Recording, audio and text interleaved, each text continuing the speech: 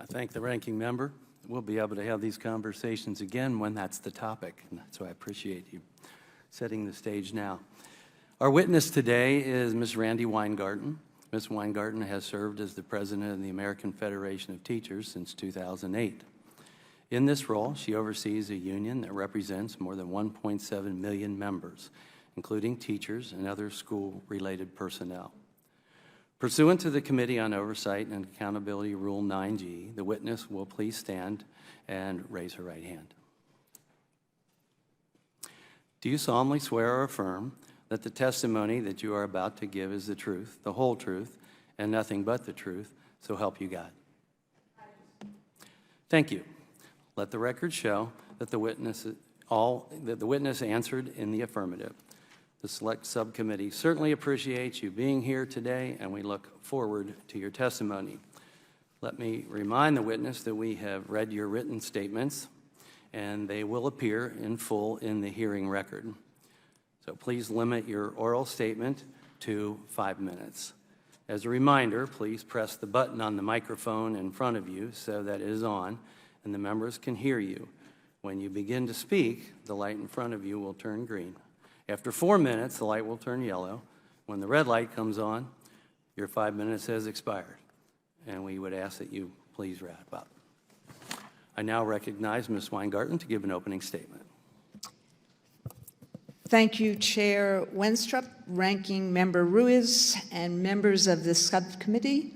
I thank you for the opportunity to discuss my members' work during the COVID pandemic. Teachers work creatively, often past the point of exhaustion, to teach and reach their students, like Kara McCormick-Lyons from White Plains, who's here with us today. I'm going to ask the three of them to stand in a minute. School bus drivers drove their routes to drop off meals and learning materials, like Lisa Rogers from Albuquerque, and school nurses like Beverly Scott from Cleveland navigated the challenges and the uncertainty of the global pandemic. Would the three of you just stand to be recognized? And I appreciate what the chair said about teachers and what they have done during this period of time.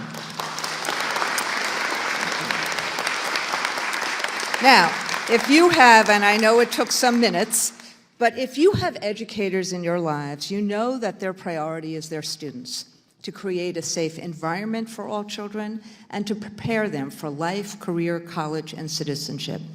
We know that kids learn best in person, so opening schools safely, even as the pandemic surged, guided the AFT's every action. And I'm grateful to set the record straight. From the earliest days of COVID, the AFT knew that safety was the pathway to opening schools and keeping them open. We, along with parents and administrators and health officials, we needed clear science-based guidance to keep students and staff safe in school. And yes, it made sense to consult with the CDC, and it was not only appropriate for the CDC to confer with educators, it would have been irresponsible for them not to. And the CDC conferred with more than 50 organizations about the guidance. But before the CDC, and frankly, neither the president at that time nor Betsy DeVos would confer with us. But we tried to do whatever we could. We released this report in April 2020, a common-sense, science-backed plan to open schools safely. That same month, we worked with John King, the former education secretary, to focus and combat learning loss. 2020 was chaotic and terrifying. The previous administration downplayed the pandemic. Failure to protect Americans had unbearable costs. It's not just the 1.1 million Americans that died of COVID. Black children died at almost 3 times the rate of white children.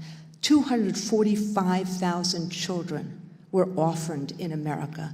And members of my union died as well. Gabriel Gale was a 4th grade teacher who was pregnant with her 2nd child when she died. We lost Holly Ann Hoover, a nurse, Anthony Harrell, a school custodian, and so many more.